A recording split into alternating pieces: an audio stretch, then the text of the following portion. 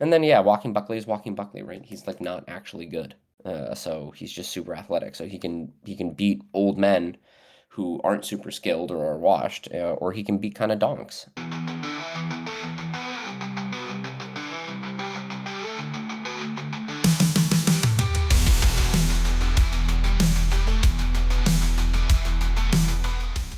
All right, welcome to another episode to Fight Fans. We talk about all things in combat sports. I'm one fight fan, Colin.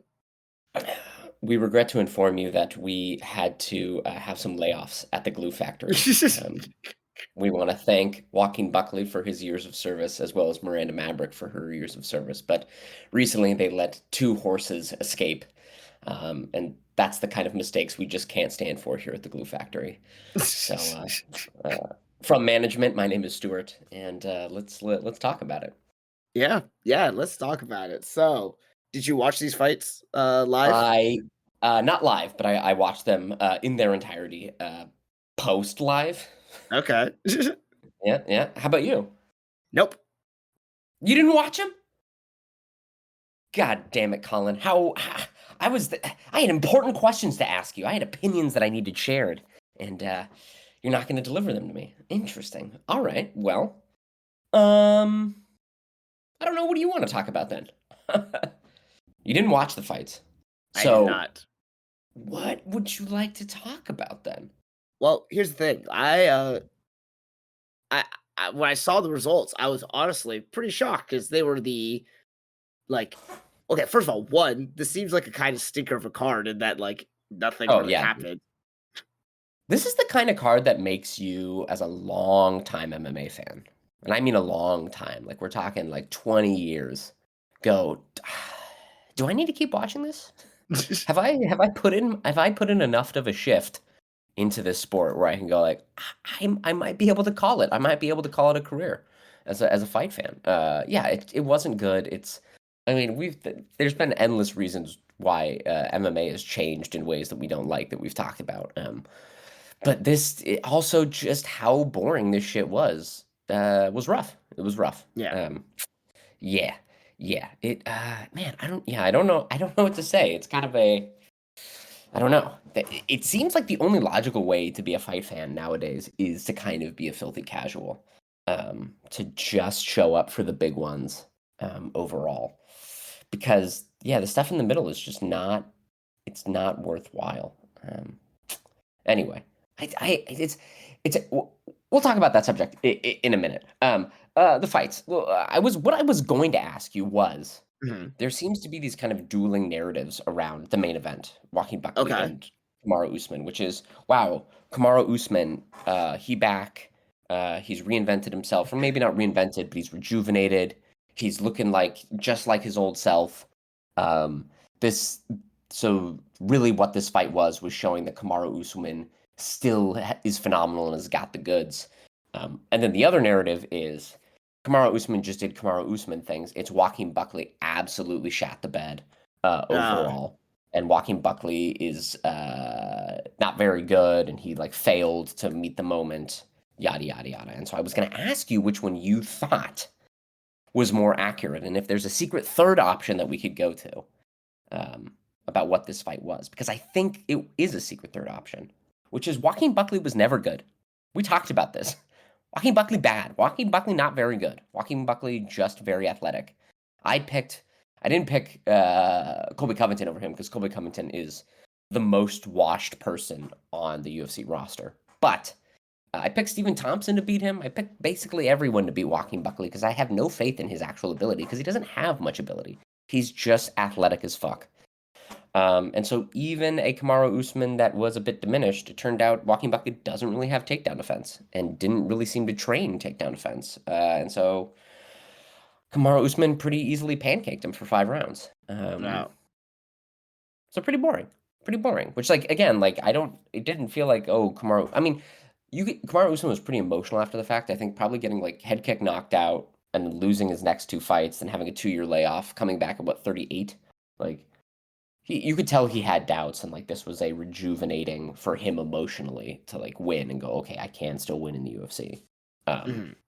So, like, cheers to him, but I didn't see anything that made me go like he's better or more rejuvenated than the Kamaru Usman that lost to Leon Edwards Okay. all those years ago. So, yeah.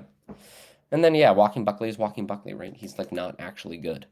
So he's just super athletic. So he can beat old men who aren't super skilled or are washed, or he can beat kind of donks. I think coming out of this fight, we probably should do Kevin Holland versus Joaquin Buckley again because Kevin Holland had knocked out Joaquin Buckley at middleweight, and Mhm. it'll get Kevin Holland into the rankings at welterweight. And because they're both kind of just goofy dudes who just rely on being kind of freaks. Yeah. And then Kamaru Usman's calling for a title shot, which like, dude, again, if the UFC honors giving him a title shot over Shavkat Rakhmonov, over Sean Brady, like Yeah. I would, it would like there's a huge logjam at welterweight at this point because you have Ian Gary floating around, you have Sean Brady floating around, you have Shavkat Rakhmonov floating around. Um, you've got Bilal also, like he just lost a very close fight to Jack Della Maddalena, right? Mhm. He could with one win bounce back and fight. So I hope they don't give it to Kamaru. I hope they do Bilal versus Kamaru. Mm. Yeah, because right, that those are like the last two like elite old guys in this division, right? As Right. good as Yeah. Michael Morales, or as good as Gilbert Burns is, he got glue factoried by Michael Morales. Joaquin Buckley glue factoried Colby Covington and Stephen Wonderboy Thompson. So like, but the only two who haven't really been taken behind the shed and shot are Kamaru and Bilal. So let's have them fight. Was So Let yeah, me ask, was there yeah. anything redeeming in Kamaru Usman's performance? I mean, he looked like the Kamaru that beat. He looked like the Kamaru that beat Leon Edwards for 4 minutes and like 59 seconds. Right. Okay. He looked like the Kamaru that almost beat Hamzat Chimaev. Right. He looked like. I mean, Kamaru was not at the peak of his powers, but like he still had he not gotten head kicked by Leon Edwards, like he might still be champion. Like I have no idea. At welterweight, Mhm. like because Leon was definitely not going to get a rematch if he didn't get that crazy head kick knockout. Right. And he was well on his way to losing that fight. And then after that, it would have been Kamaru versus Bilal, and I don't know who wins Kamaru versus Bilal.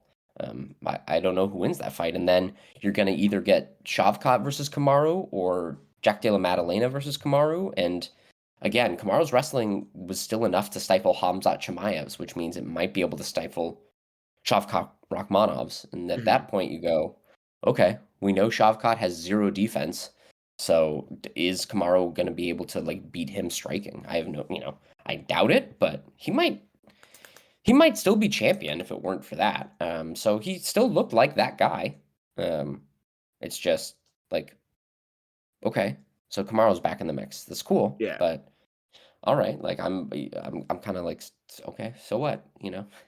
It's it didn't feel like when GSP returned to fight Michael Bisping, where you're like, oh my gosh, it felt like, hey, a guy who just hasn't been around for a little while came back and had a fight. And you're like, Mhm. okay, cool, but we've got a bunch of other cool shit in this division at the moment, so yeah, I don't know. I mean, it's good for him for winning, right? Like, it's got to be hard to not have won in 4 years, not have fought in 2 years, be nearly 40, and then come back and fight somebody who was ranked, even though I think was ranked too highly, was still ranked in the top 10, Yeah. right? Like that's a nice like human story.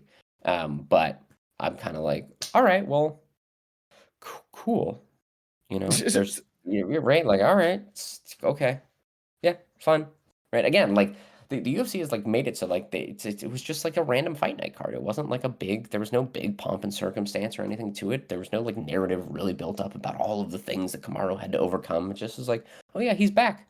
And so it just kind of was like, all right. And then since the fight itself was not super engaging to watch, because you were basically like, I think he only got what, four takedowns in this fight, and he only attempted it maybe 5 times.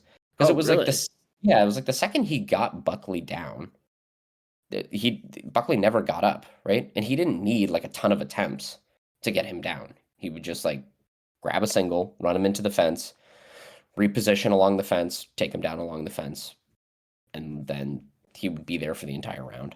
And so you're Wow. like, okay, well, whatever. So it's really like Joaquin Buckley didn't know what to do at all. in that kind of grappling. Yeah, I mean, like, he's never known really what to do. I mean, he doesn't know what to do anywhere. You know, like, the reason I picked Stephen Wonderboy Thompson is I was like, Joaquin Buckley doesn't have like a systematic game. You know, he's not like, I'm going to kick the leg, and then once I kick the leg, it's going to open up chances to like throw combinations to the head, and like I will be circling to the left to stay out of the power. Like, he doesn't seem to have any sort of like grand strategy or methodology to how he fights. He just is like, I'll just go in there, and because I'm young and athletic and hit hard, I'll eventually hit someone and it'll probably knock them out. That's kind of right. Like, he beat Colby Covington. He beat Stephen Wonderboy Thompson after losing like basically 3 rounds until like he like legitimately flew across the air and punched Stephen Thompson in the face.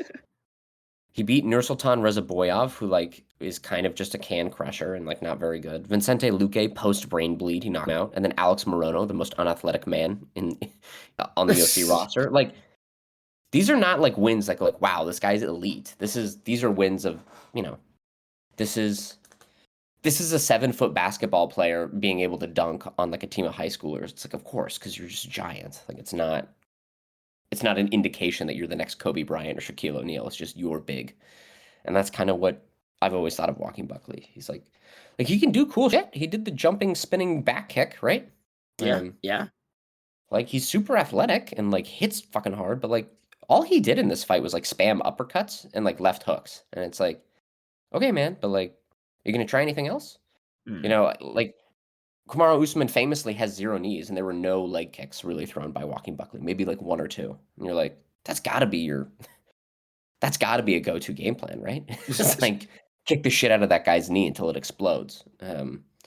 You also know that like he's really like, Kamaru Usman's always been very slow of foot, so you need to be like darting in and out and circling really quickly. And Joaquin Buckley just kind of like stood there and like, you know, kind of like slowly plodded around. So it's whatever. It's I mean, I don't think he'll ever contend for a title unless something like dramatic happens.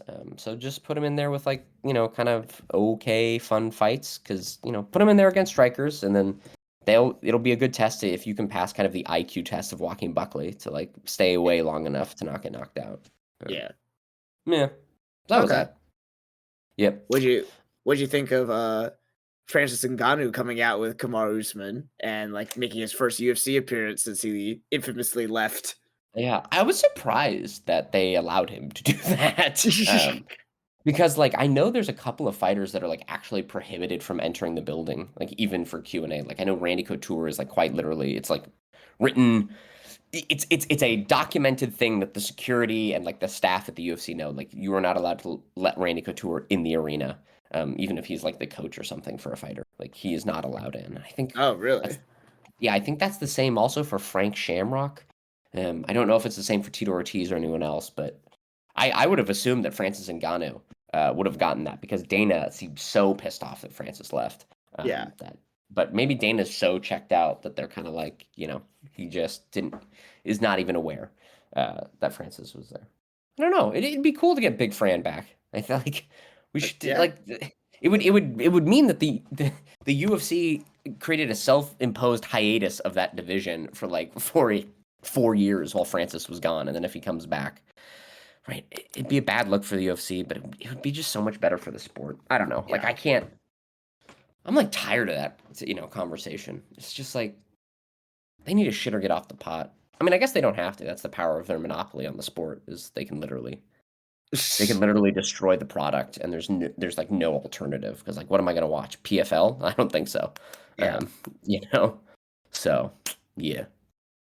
And then besides that, what? Hey, our girl Jamie Lynn Horth won the fight. Hey, look at that. Hey, She got paid $50K for it. Oh, that was another thing. They released the fight purses for this fight card. And it's amazing to see just how, even if you're like a shitty light heavyweight, how much more you get paid than higher ranking, like lower weight fighters. It's actually nuts. Learning that Kamaru Usman gets paid $300K flat for his fights, which, for being probably the second best welterweight of all time, seems kind of low to me. But I guess it is what it is. Why why do you think they finally released for like the first time in what? How many years did they release the payments? So it used to be well, it's just based on athletic commission, right? The Oh, athletic okay. commission either has a policy to release the fight purses or doesn't have a policy to do it. And so all commissions had the policy that they used to release it until the UFC lobbied I mean, most has like went state by state and lobbied the athletic commissions to keep those things concealed. But I still think California, Georgia, there's a couple other. I think like Washington State also does it as well. So if they ever go to like Seattle or they go to Los Angeles, that's where you see the fight purses overall. That's how we learned that Big Fran got paid 600,000 for his fight against Cyril Gahn. Um, that was because it was in California. Mhm. Um, yeah, and then you can see like fighters who are like Michael Chiesa, I think got paid as much as Kamaru Usman did. So you can tell like people that like were on older contracts because they've been around longer just Right. make way more than people on new contracts. Mm. Because there were a couple people on this card that were making 10 and 10, 12 and 12, and some of them got knocked out viciously, and you're like, damn, you did that for 12K. Fuck me. Um, yeah. Yeah. Anyway, yep. Jamie Lynn Horth won. Rose Namajunas looked okay against Miranda Maverick, right? Like Okay. nothing. Again, it looked like kind of like okay, that looked like how Rose fights. It wasn't super inspiring. I wasn't like, oh wow, she suddenly showed us a new wrinkle. It's like okay, this is. It kind of felt like the Kamaru Usman fight as well. It felt like okay, like this is what you look like when you're not losing a fight, but nothing crazy. Like no insane knockout, no insane. I mean, she did knock down Miranda Maverick, but Miranda Maverick just kind of again ramrod straight, no head movement, entering in on straight lines, like just running into fists. So you're like, all right, that's okay. Um, so yeah, dude, it was just this card really should just be called like UFC status quo. Like it just was that. Yeah. Yeah, yeah. Okay. Anyway, so that was the card. Uh, yeah, All whatever. right. Yeah. I mean, Yeah. a, lo- a lot of these were. I feel like it was like the attempt to bring, to continue that shifting of the guard here. With Mhm. welterweight and with Rose, but good on them for not being sent to the glue factory. I guess. Like. Yeah, yeah. Yeah, it's good. I mean, I prefer when the glue gets made. It's nice and sticky and warm, and I eat it. Yeah, I don't. So I wanted to ask something about this. I was reading a report about like the fandom in the NBA. I don't watch the NBA, Okay. but what they were saying is that the hours of the NBA consumed by the general population. So let's say there's a million viewers watching an NBA game and the game takes an hour or whatever, that's a million hours watched. There are Okay. 6x more hours consumed for NBA adjacent content. So not the actual games, nor the like Sports Center highlights, but just like podcasts about specific teams, podcasts about or like articles about what's going on in the NBA. That Okay. people Okay. are consuming at a 6 times higher rate the like conversation around the NBA rather than the NBA product itself. And that fans of the NBA or people that call themselves fans of the NBA are 12 times more likely to not watch a game and just listen to a podcast about it than actually just watch the game. Mhm. Um, since I don't follow many other sports, I can't like say it. That does seem to kind of be a general trend across like all media, sports and like movies. Like how many people consume like podcasts about the new Marvel movie, but then never actually like watch the Marvel movie. Like, Mhm. is that just the trend? Is that what we're noticing also kind of with the UFC? Is like they know that people don't even like desire to watch the product for its like the product itself. They're like, as long as we have something for schmucks like us to talk about, people will still be kind of consuming peripheral UFC content. Well, yeah. So I think that is a general trend with a lot of sports because I know that's one. Like with basketball during like the non-playoff season, like there are so many games, and unless Yeah. you're like a diehard fan, or you really want to see a matchup, it's like I don't really need to see this. Like I'm not gonna watch this on a Tuesday night or whatever. Yeah. But catching, like your favorite personality talking about it later on the next day or that night or whatever, Yeah, and there's so many of those now, like, not just with basketball, with every sport. But I mean, it's why, like, also, like, baseball during the regular season, no one goes to the games, but then during playoffs, everyone's there, you know? Yeah. So, I Yeah. guess, like, MMA, the UFC is kind of like that, except it's just year round, there's no seasons, and since there's, like, a fight card every night, it is kind of like or fight card every week is kind of like, Mhm. "Alright, like, none of my favorite fighters are on this. I don't really need to watch this right now." Yeah. I mean, and I don't wanna be like man yells at cloud, like, but is this the way we kind of want our, like, media and entertainment to go? Are we achieving a thing that more people are into, which is I'm more interested in the conversation around the thing rather than the thing itself? Like, is that good? Do we want that? Is that, like, how they should be right? Because, like, an easy way to engineer the product, like you said, for the NBA, especially Major League Baseball, there's too many fucking games. Cut that shit in half. Like, we don't need to watch that many games, you know? Like, Yeah. it would make a more engaging product if there were half as many games, right? If, like, if football is still 16 games a Uh, season? you play 60 games, but it's a 17. No, it's longer now, actually. Yeah, like, it's something where I like, 16 games is, like, such a perfect amount because it's, like, every game really feels like it fucking counts. Um, yeah, like, because then I don't know. I don't it's creating what I'm gonna term here as, like, synthetic fans, right? Like, they watch MMA Guru or they listen to Ariel Helwani, and then they watch 1 out of every, like, 30 fights, and then they're like, "Well, I'm an MMA fan," and it's like, it's so weird to call yourself that because you are immersed in what's going on in the MMA space, but you don't actually, like when it comes down to, like, what is the real thing you're consuming, you're not even consuming MMA. You're consuming talking points around an event that happened without actually, like, consuming the event itself, right? It's very strange. It's yeah, it's like people I don't know. I know people do that with, like, movie podcasts and, like, or, like, television recaps, right? But it weirds me out, man. It gives me the jeebies. I don't know. Do you find it weird? Am I crazy? Am I just slowly being phased out by history? No, I think I always think watching the actual event will give you the most, like,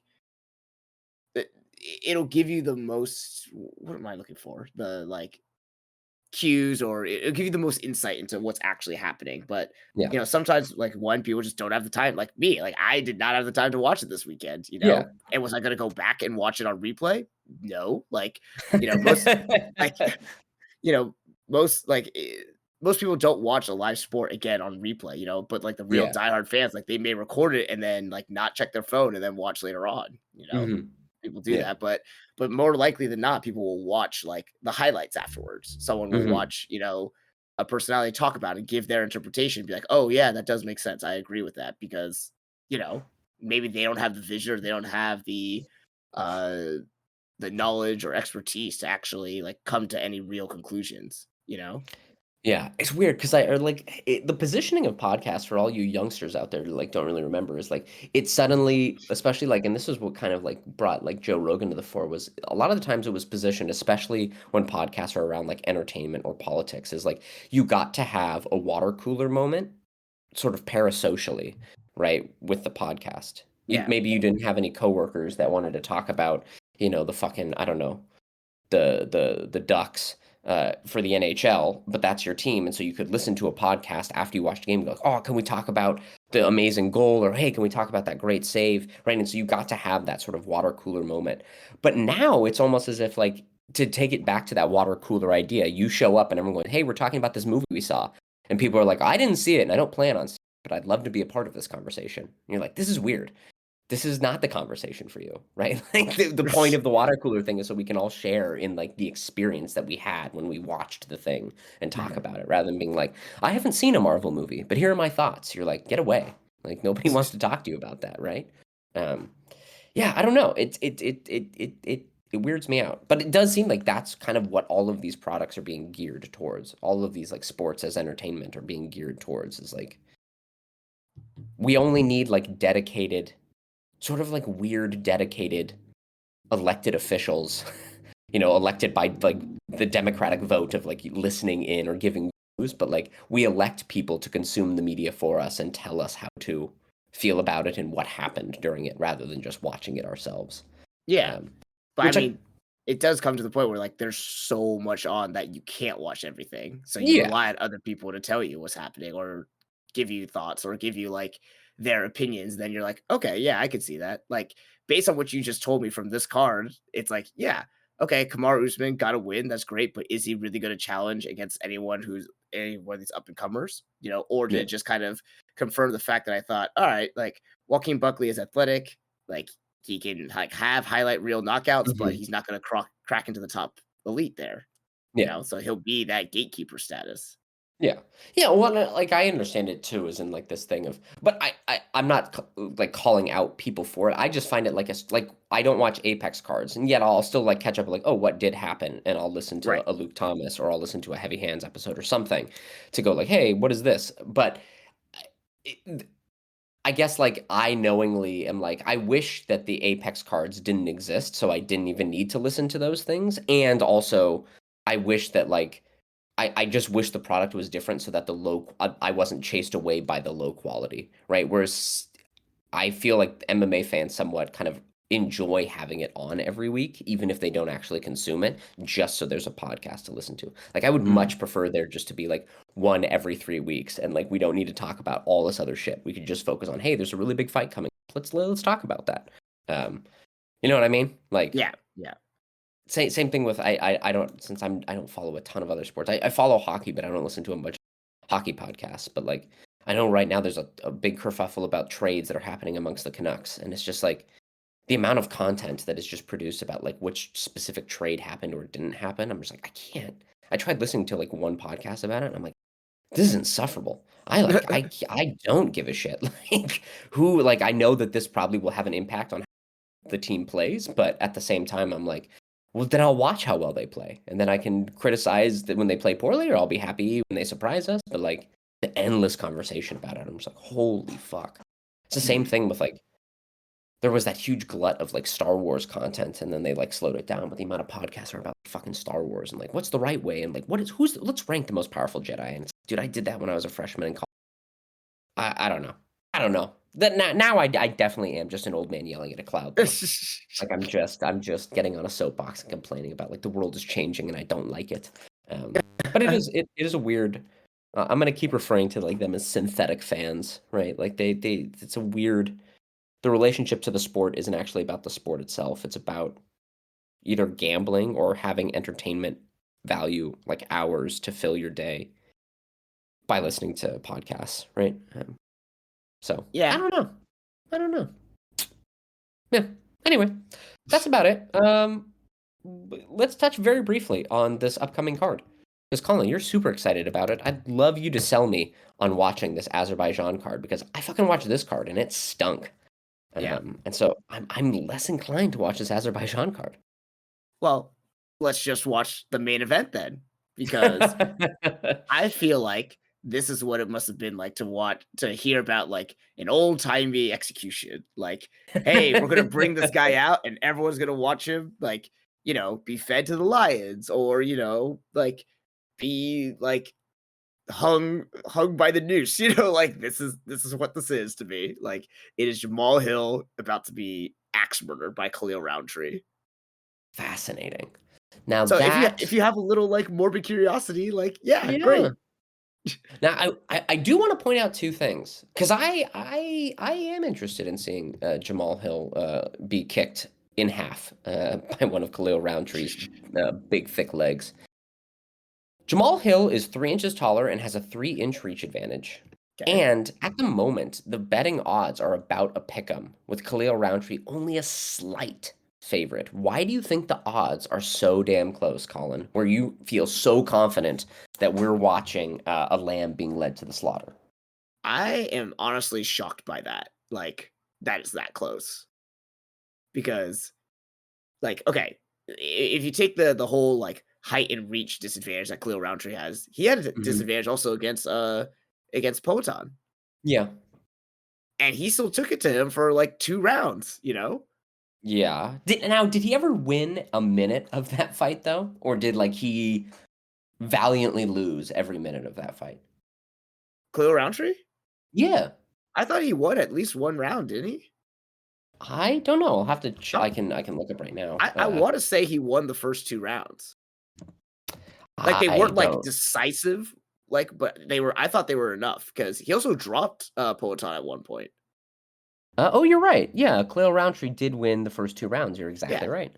Yeah, and Um, it was not like again, it was not like a one-sided victory, but he was, like, just dynamic enough, just speed enough to kind of keep Poatan on the back heel. mhm. Jamal Hill against Poatan. I know this is not like a one-for-one comparison, but the only success he had was kicking Poatan straight in the junk Yeah. and That's a then good being move. memed upon. Yeah. Yeah. Yeah, yeah, yeah. All right. Yeah, it's interesting because betting line is pretty tight, and I have to say, like, we've come across a couple of, like, really weird betting lines, and I'm like, "What? How why is it this way?" And then we watch the fight, and you're like, "Oh, they definitely knew something that I didn't see." Mhm. So it's given me I don't know, it's raising the hairs on the back of my head. I'm like, "Uh-oh, are we gonna watch Jamal Hill, massacre our boy?" That would be bad. Oh, that's another thing. Khalil Roundtree, second honorary boy of the podcast. Josh Van, Khalil Roundtree, both our boys. Um, yeah, yeah. Yeah, it's gonna be I don't know. I It's what maybe they're trying to still sell the whole, like, Jamal Hill is a former champion, I guess, but, like well, he is legitimately a former champion. yeah, and I guess Khalil Roundtree's not, so Mhm. but, I Yeah. mean, K Jamal Hill lost his last 2 fights, one of them Yeah. in devastating fashion, Mhm. and, the one against Yuri, like, He eh, got finished. yeah, but, like, Like anyone who's not Alex Pereira is gonna have trouble against Yuri, so yeah. Yeah. It's, man, yeah, I don't know. I'm a little nervous. We'll talk more about it, on Friday. But yeah, that's the card coming up. And then we do have International Fight Week. That card is pretty good now, and they made the great decision to put Josh Van versus Brandon Royval on the main card rather than the preliminary Oh, card nice. and move the heavyweight fight off of that. Wait, no, Um, that one got canceled, I think. no, they got a replacement for the heavyweight fight. Oh, they It is did? now, yeah, it's Jonata Denise versus I don't know some newcomer. It's crazy though because you're like, what do the Taffa brothers have on Dana White? Because every time they fight in a heavyweight fight, it goes on the main card, and then when Justin Taffa is pulled from the fight, or Oh, yeah, they got thrown to the early prelims. yeah, and you're like, why are the Taffa brothers the difference maker between a main card slot and the early prelims? It makes no sense to me. It's man, it's goofy shit. Um, yeah. All right, yeah. So Huh. we've got the Azerbaijan card coming up. Anything else? I looking at 317 again, I forgot Hanato Mikado was on this card too. Yeah, against Beneil Dariush in the fight that Yeah, was supposed to happen, and then who was it? Charles Oliveira got injured. no, Arman. Uh, Oh, Arman, that's right. And then Hanato Moicano was summarily executed by Islam Makhachev. Um, yeah. So Arman Saryukin apparently is the backup fighter for the lightweight bout, which Yeah, like I'm kind of like frustrated by because he has to cut weight and do all this shit, and he's a big boy. So like, why not just give him a fight on this card, right? Why not have him do a number one contender fight and then that sets up, you know, Ilya Topuria versus whoever. right. Yeah, a little silly, but yeah, a good card. The Brandon Royval Josh Van fight on there is great. I don't know how to feel about Paulo Costa and Roman Kopylov. Like we'll talk about that more. Yeah, Um, excited to see Hobo Cop back. It's a good card. We like finally are getting something good. And then we have to talk about it now because we're never going to talk about it afterwards. Dude, the come down after the high of UFC 317 oh, is yeah. it's gotta be the worst come. It almost is like detoxing from heroin. It's like you go from the high to a Derek Lewis main event. Holy shit. That's oh, and look, the Taffa brothers on there. Look at that. Man, oh, and you've got Austin Lane fighting. Woof. Man. But then Yeah, what a then shortly after that, we do have Max and Dustin. which is a cool one fight card because the rest of the fights on that fucking card suck. They're very bad. Um, another one where I'm just like, man, yikes. Yeah, and it has been confirmed it will be Dustin's last fight, so Yep. that'll be cool. Yeah. All right. Yeah, And the boxing next will be happening in July, which is nice. Happy to get some boxing back in our life. yeah, a lot of these upcoming cards are, like you just said, one fight cards. You've got, Yeah. Dustin and Max, you got Robert versus Rene Ritter, Albazi and Tatsuro Taira on the next one. Yeah, Like, it's like yeesh. you could basically take those 1, 2, 3, 4 fight cards, and those are spread all across July. Just do one fight card in July, and just have it be like one good fight card. Because like a Derek Lewis headlining the prelims of a pay per view, I'm like, cool, I'm fine, sounds good, you know. Yeah, yeah. But like as the main attraction for a fight card, I'm just like, no, that's not gonna happen, man. Right? Because you could have Holloway Poirier 3 as the title or the main event, and co-main could be Whitaker to Ritter. Your third fight could be Albazi Tyra. Hey, you've got a pretty solid pay-per-view now. As opposed to just Holloway Poirier 3, and then what's the co-main event on that one? Marvin Vettori, Brendan Allen. Holy shit. Yeah. Just kick me directly in the nuts. Like that's ugh. Yeah. Anyway. All right. Well, this has been Two Fight Fans podcast. I'm one fight fan, Stuart. I am a filthy casual fan, Colin. Yeah, and it's the only sane thing to be in this world is a filthy casual for the UFC. There was a great run for about 15 years where being a hardcore was well worth it. But those days are gone. The age of men is coming to an end, and the orcs shall rule. All right, everybody. Bye. Bye-bye.